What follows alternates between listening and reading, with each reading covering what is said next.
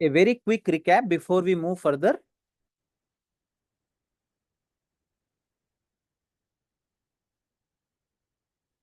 So Patanjali said that the gunas always remain the same in the essence. Only things, their manifestation transforms. Last class I told you, energy can neither be created nor be destroyed. The gunas or energies that were there 2000 years ago, they are still there now. And in future, after 2000 years also, the same gunas will be there. Only thing is, their manifestation will change. They can only transform from one form to another. But overall, the guna configuration of the universe remains the same. And that is why Patanjali says that past and future exist in the present reality only, because all the gunas which are going to manifest in the future are also here right now, and those gunas were there in the past are also here right now. And therefore he says that it is not only about the physical gunas, but the subtler aspect of those gunas, the mental aspect of those gunas is also constant. So the mind that is thinking, the mind that is imagining is also something which is made up of gunas. Means there is, one thought that people say that whatever that you think has already been thought at some point of time. There is nothing new when the thought comes, because in the essence, pariname ekatvat.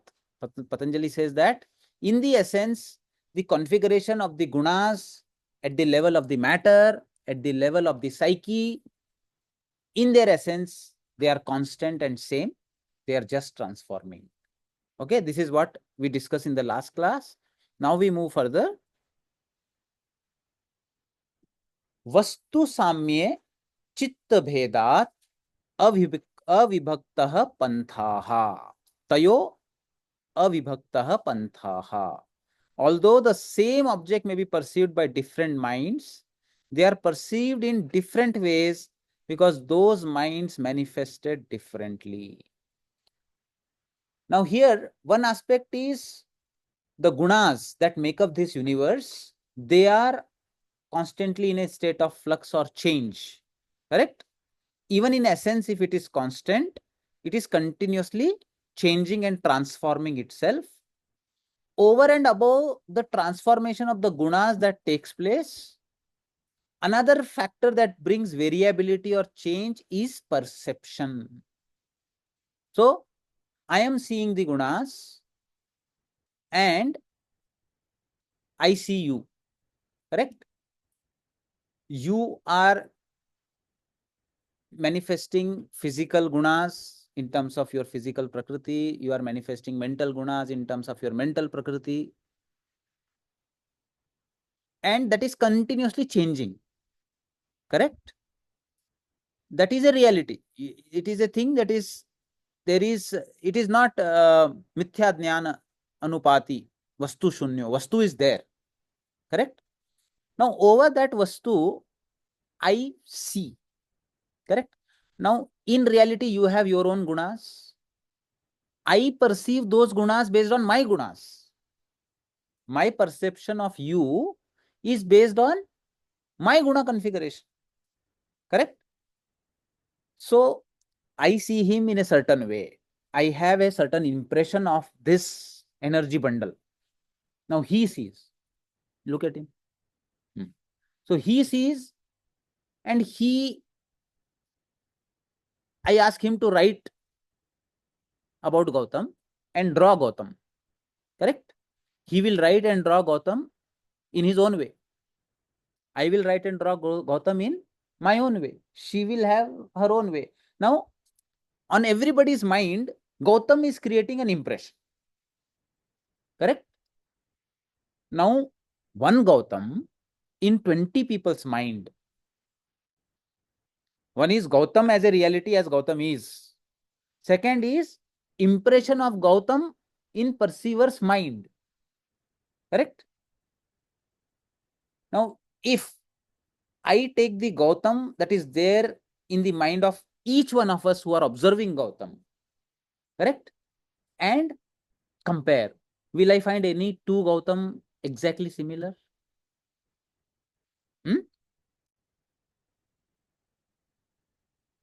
So 20 people who are observing, there are 20 Gautams.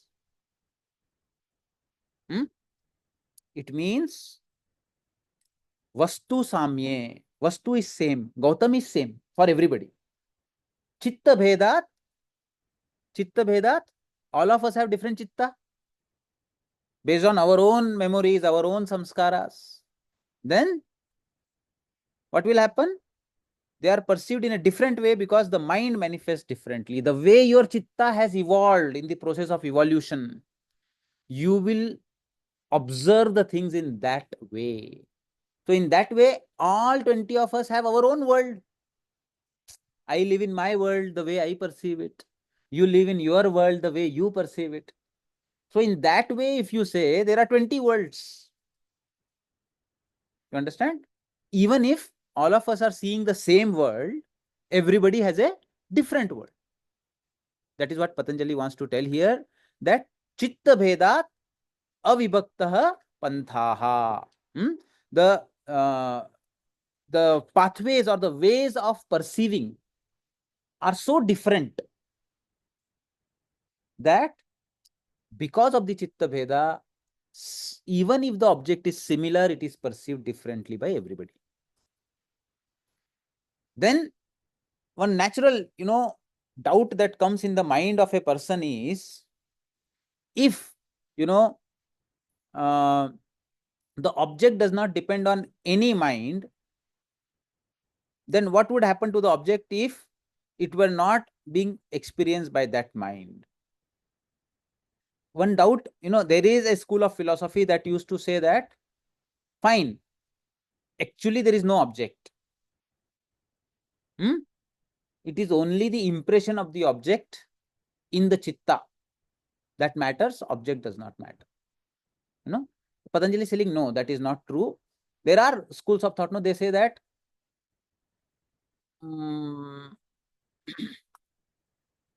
Brahma Satyam Jagat Mithya. What does it say? Brahma Satyam Jagat Mithya. Patanjali says, no. You cannot say Jagat as Mithya, because the object that you are perceiving, the object that you are right now perceiving, that particular object still remains even when the observer or the chitta goes away. See, all 20 of us leave the room. Does it mean that Gautam will disappear? No. Gautam will exist. So even if you say Jagan Mithya in terms of your perception that, okay, everything is based on my perception, even if your perception is completely removed, even if your samskaras are completely removed, the object will still remain. So Patanjali is telling, na cha ekam chitta tantram vastu tad apramanam tada kim syat. When, if it was that the object was dependent only on the perceiver, then what would happen to the object if perceiver is gone? Correct? It means Patanjali wants to say that apart from your impression of him, the nature, the Prakriti, the Maya has its own independent existence, and it is not Jagan Mithya. Doesn't asatya. So in Brahma Satya Jagat Mithya, that Mithya is how we are perceiving, it is not like that. But if they mention that Jagat doesn't exist, that will be Jagat Asatya. Do you mean to say that Asatya is not Mithya? You mean to say Mithya means no, not Asatya? Mithya is not as it is. Like how we are perceiving, the world is not like this. Mithya Jnanam Tadrupa Pratishtham. So, beautiful point. He says Asatya, we are not saying Brahma Satyam Jagat Asatyam. We are saying Brahma Satyam Jagat Mithya. So, Mithya means the way you perceive it, it is not like that. Beautiful. So, we take that. Changing. Mithya means changing is another meaning. So Patanjali here says, emphasizes the same point. Now, there is one school of thought that says that Jagat does not exist at all. No, it is only in the mind of the human being. But Patanjali says no, because even if the mind does not exist, the tree will exist, person will exist. Even if this person goes into Kaivalya, his chitta dissolves, Gautam will still remain. It is mentioned that the world arouses from the mind itself and it again dissolves in the mind itself. In Yoga Vasishtha, that kind of philosophy comes up. But Patanjali says that we will, in the path of yoga, Patanjali considers that the object that is being perceived is also a reality. But definitely it is continuously changing, and it is also influenced by the coloring of the mind of the perceiver. But even if the perceiver is not there, the object will independently survive. It will exist. Then what did he say? What does he say? Tad uparaag apekshitvat chittasya vastu nyat adnyatam. Correct. So this is the same thing. He is elaborating even more. He's saying that it is not only about, see, the object may not exist for you. For example, if I am a person who has never seen Gautam, never known Gautam before, correct? I come into this hall, give a lecture and go off, and I may not even observe that a person like this was sitting there. Later on, when people ask me, sir, did you see Gautam was sitting in your class? I say, who Gautam? I don't know. Then they may show me photo. Sir, whether this person was sitting in your class? I will say, no, I didn't see. Why?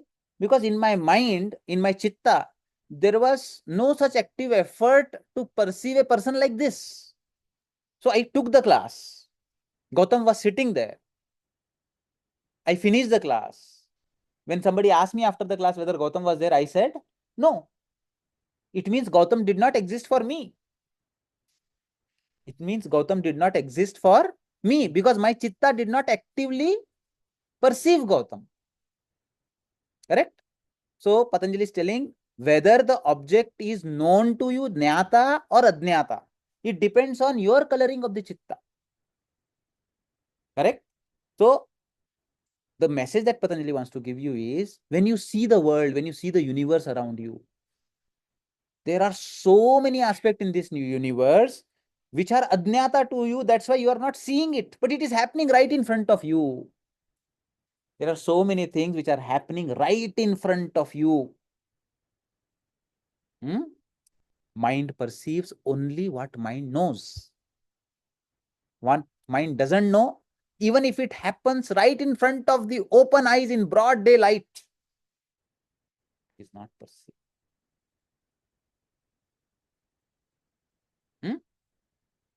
For example, very simple example is sunlight falls on the leaves. Correct? Leaves shine. And there is a process that takes place. Till we did not have a knowledge of photosynthesis. We thought, what is there? You can remove all the trees of the plant. What will happen? But plant stopped growing. Later we came to know that leaf prepare the food for the plant, and for that they require sunlight. Correct? Now, when I have this knowledge and then I look, then I am able to understand whether this plant is healthy or not. Whether this plant is getting proper sunlight or not. No, I'm saying, okay, this plant's growth is very stunted. Oh, this plant is not getting any sunlight only. The other bigger plant is blocking it. You have to shift it to different place. If somebody does not have any knowledge of photosynthesis, will he be able to see that? But it is right in front of him. It is happening that one plant is not able to grow because of the other plant, because of the lack of sunlight. But this knowledge is not there. If a small child who doesn't know anything about photosynthesis sees, he says, yeah, this plant is not growing, this is growing. Why? No, it is just like that. It is happening. Like that in our life also, we have accepted many things. They are just like that because we do not know the underlying laws. We just say it's happening because we are not able to see what is happening even if it is happening right in front of us. So a yogi who can see deeper laws of karma working knows why is this person like that? Why did this happen to this person in this way? Why did this person react in a certain way? Everything will be very much revealed to a yogi because his chitta is able to know things. Jnata. If it is not known, not known. Hmm. So much cultural difference we see in villages in India. You go and worship a river. Correct? In Western countries, what water H2O molecule, what are you doing? For them, the perception is flowing water is H2O. For us, Ma Gange, we can die. For us, we take a dip and all our samskaras are washed away. Correct? For them, it's water. You take bath in my bathtub or shower or same H2O everywhere. So, their Shraddha is according to their Chitta. That is what they see. Ganga is right in front of them. But they will not be able to perceive that holiness, that divine quality of it, which is a illiterate villager in India will perceive. Correct? So, objects are either known or not known according to the way the coloring of that object falls on the coloring of the chitta or mind observing it. So Patanjali indirectly tells us that there are many loopholes in your perception about the universe. There are many things which are happening right in front of you, but because your chitta does not know about it, you are missing it. Okay? Then next point comes here is Sada Nyatas Chitta Vrittayah Tat Prabhoho Purushasya Aparinamitva. The activities of the mind or the chitta are always known by the Purusha because that aparinamitvat, that unchanging Purusha or consciousness is superior and tat prabhoho. It is the Prabhu, it is the master of the mind. So Patanjali says, see, whenever you perceive an object, its impression is falling on your chitta. Correct? From your chitta, from your mind only, you are perceiving the object. Now, if your chitta already has some knowledge or information, you will perceive it. I perceive what I know. I perceive what I know. I miss perceiving what I do not know. If a student gives a presentation and shows a very complex statistics graph, all of us see the graph. But a statistician say, wow, and we say, what is this wow he's telling? Correct? Because one who doesn't know, for him is some box, some lines. But one who knows, he understands the deeper significance of what he is presenting. Correct? So, then one question that naturally comes to one's mind is, it means that for me to perceive this universe properly, I should have knowledge of everything. If I want to perceive this universe as it is, I should know about everything, no? Otherwise, always there will be some loopholes. I will not be able to perceive it in its completeness ever. So here Patanjali says that the Purusha, which is observing the chitta, actually knows of all the activities of the chitta, about what it is perceiving and what it is not perceiving also. You understand? So the Purusha, who is the observer of the chitta, is the master of the chitta and is aware of the things that chitta can do and the things that chitta cannot do also. So the limitation of our perception is limitation of our mind, but it is not the limitation of our pure consciousness. For pure consciousness, this law does not work. It means the more you identify yourself with the pure consciousness, the more your perception becomes holistic. You understand? So therefore, nothing is being missed by the Purusha. Chitta can miss things. Chitta can perceive, Chitta may misperceiving. But he says, Purusha doesn't do that ever. Purusha, there is not even a kshana when Purusha is not perceiving the Chitta. Chitta may be sometimes awake, sometimes sleeping. Nidra, Vritti may be there in Chitta. But Purusha is no Vritti. Purusha is ever awake. Purusha never sleeps. And Purusha never misses even the smallest of details at any point of time. That's why Purusha is the Prabho of Chitta. Flawless. Purusha is flawless. Chitta has flaws. That flawless is also within us. And the Chitta with the flaws is also within us. Correct? If we identify ourselves with the Chitta, we are filled with flaws. Our perception is never complete. But if we identify ourselves with the Purusha, who is complete, flawless, and observing the Chitta, then we also become flawless and complete in our observation. You understand? There is a school of thought that says that Chitta is everything. Says everything is mind. No? So Patanjali says, no, mind is not everything. Mind is just like a screen. It is also a jada. The chaitanyata that it appears to have, the illumination that it appears to have is actually a reflection of the Purusha only. By itself, mind is jada.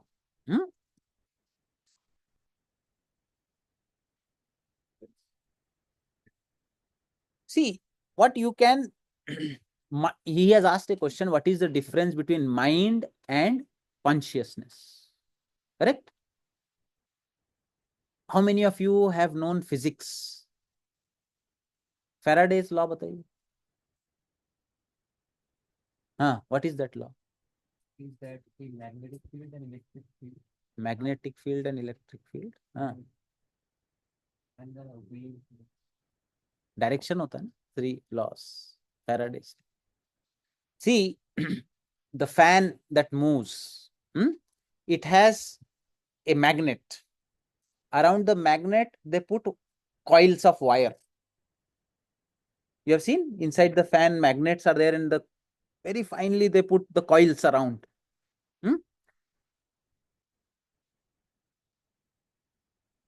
Now, a coil without a magnet around is a dead object. There's nothing. It is just an object. But if a magnet moves inside and outside fast, or if the coil with the magnet itself moves and rotates,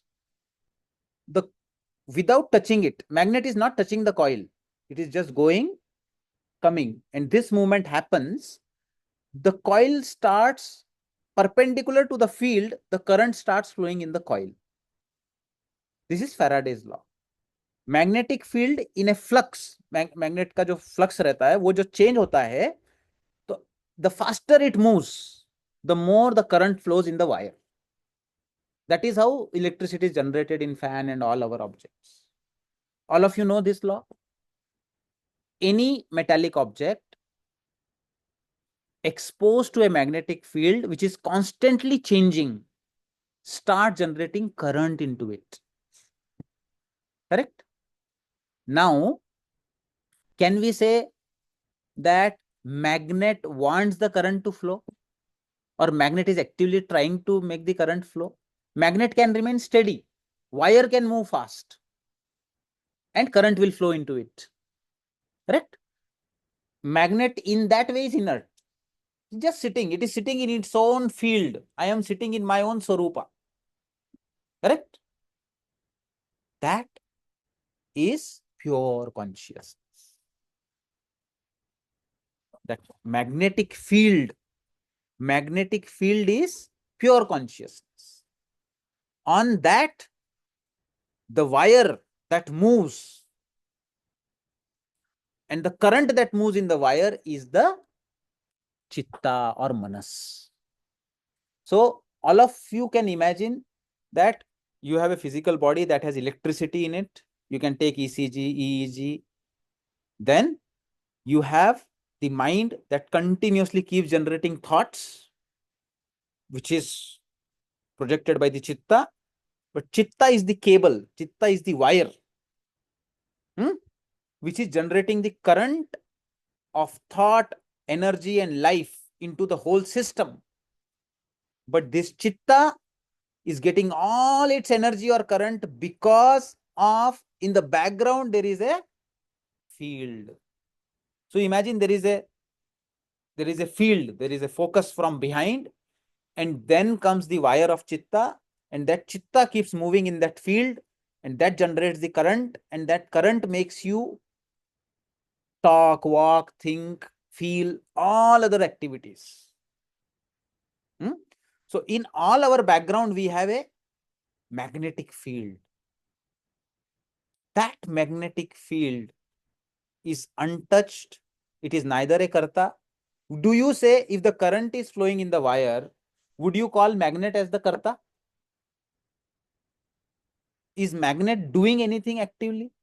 Is magnet the doer? See, current flows in the wire. Somebody touches that wire and gets current, a shock. Correct? The shock that has happened to the person, the karma, is being done by the wire or the magnet? Wire.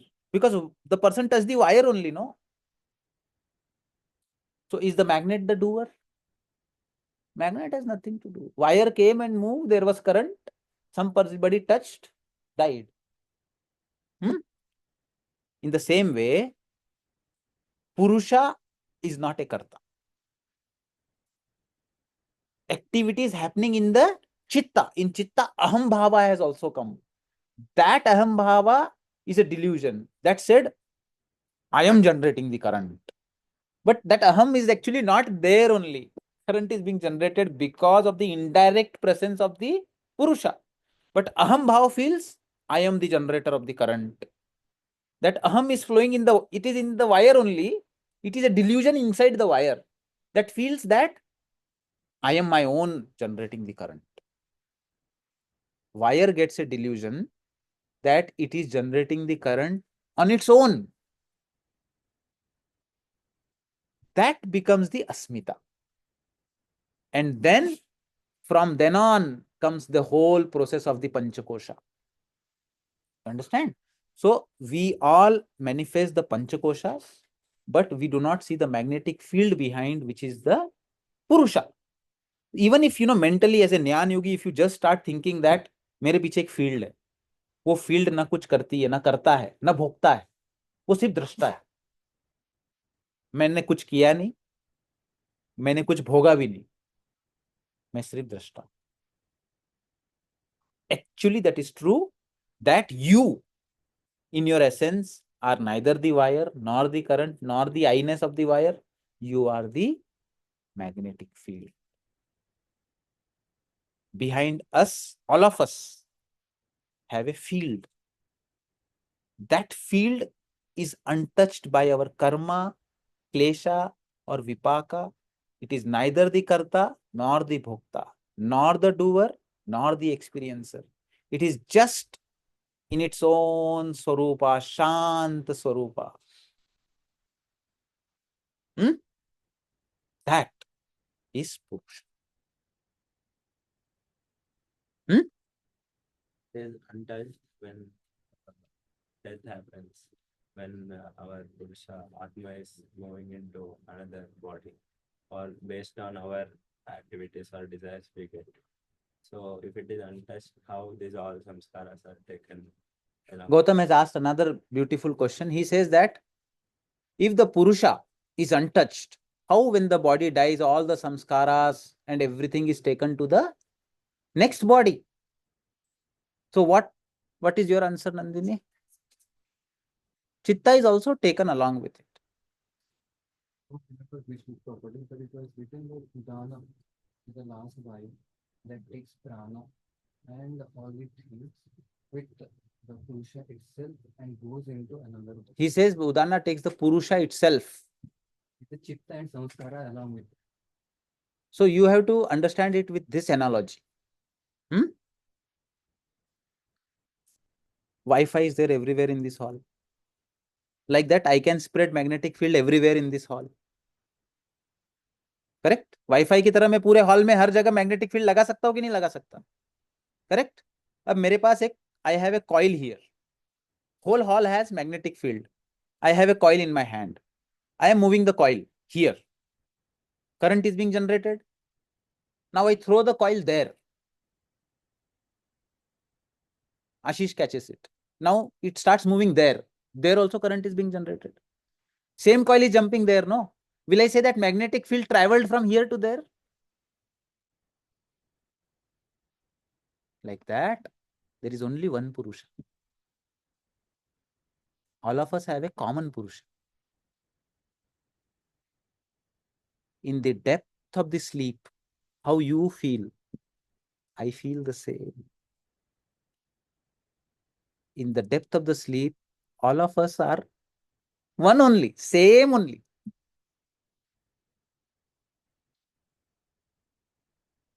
Prajnanaghan.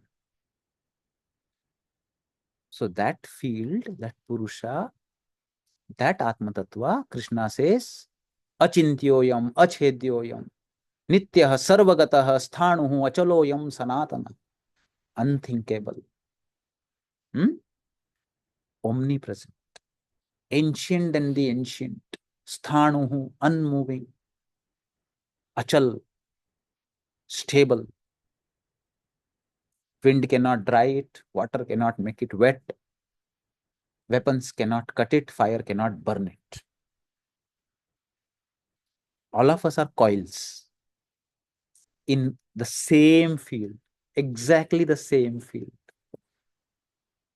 And from one life to another life, our coil is jumping and reverberating in one time and space dimension to another time and space dimension. But the field is beyond time and space dimension. It is omnipresent at all times. That field is the Atman.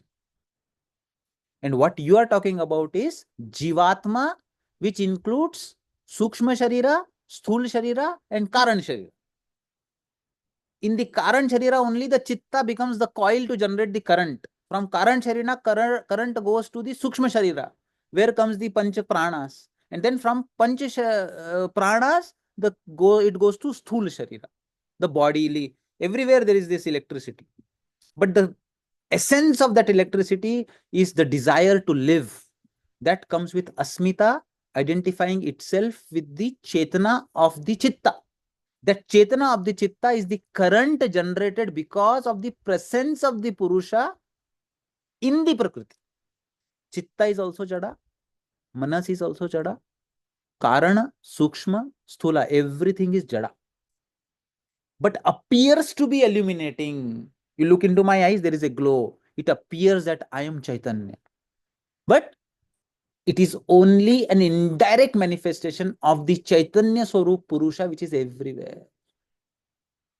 But in its essence, Patanjali in the next sutra says, Na tat swa abhasam drushyatvatvad. ऐसा लगता है, it appears that the alive is conscious. Alive is self-illuminating. Please understand that Chitta does not have a property of illuminating itself. The illumination of Chitta is actually, the power is from the illumination of the Purusha only. So, like Wi-Fi can cover the whole building, there is a field which is covering the whole universe. There is not even a dot where it is not there. And within that field, the wire, the very thin wire of chitta is jumping. And that movement of the chitta in that field is generating the current of life. So therefore, when Adi Shankaracharya says, he says, Nacha me panchakosha, nacha me panchavayu. Correct? Shivoham, Shivoham. I am not the panchakosha, not the panchavayu. I am not the jnanendriyas. I am not the karmendriyas. I am not the guru. I am not the shishya. Not this. न धर्म न चार्थो न मोक्षो. मोक्ष भी मना करते हैं, सब मना करते. So it has helped me a lot. An imagery. ऐसा imagery बनाइए आप लोग कि you are a doll. You are a kind of a robo. आप एक रोबो है. उस रोबो के आसपास एक फील्ड है. It has a field of energy. That energy field is difficult to imagine omnipresent energy. So just imagine a round around you. That energy field, in that when the robo moves, it gets current. And that does all the activities that are already programmed.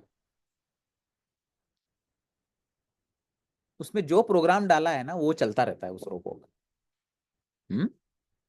There is only one aspect in that robo which is not programmed.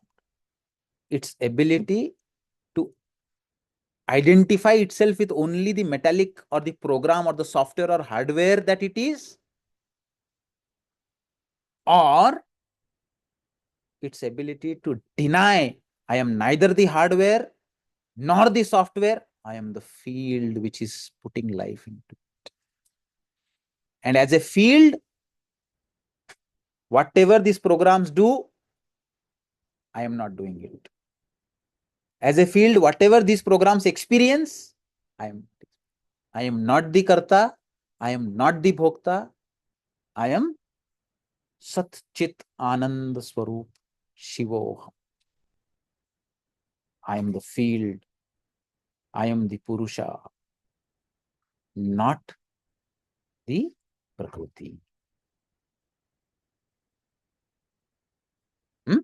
So this is the aspect that Patanjali wants to tell us and prepare us, as from the next sutra Patanjali takes us on a journey towards Kaivalya. I think very, very important. Chitta is not self-illuminating. All of us have this deep longing to become one with our loved ones. We have it or not? We want to become one. Why that longing is there? Because in essence, we are one. The field is one. But one chitta with one karana, sukshma and sthul sharira cannot become one with another chitta with its karana, sthula and sukshma sharira. Why? Because this is constantly changing, that is constantly changing. In this tremendous amount of flux, there cannot be any, even if for a moment they come and sync together, there will be those kind of moments. But if this chitta starts going to its essence, if this individual identifies itself as the field, this also identifies himself as the field, then they unite. Then they become. Correct? Why that happens? This is love. This is the meaning of the word love.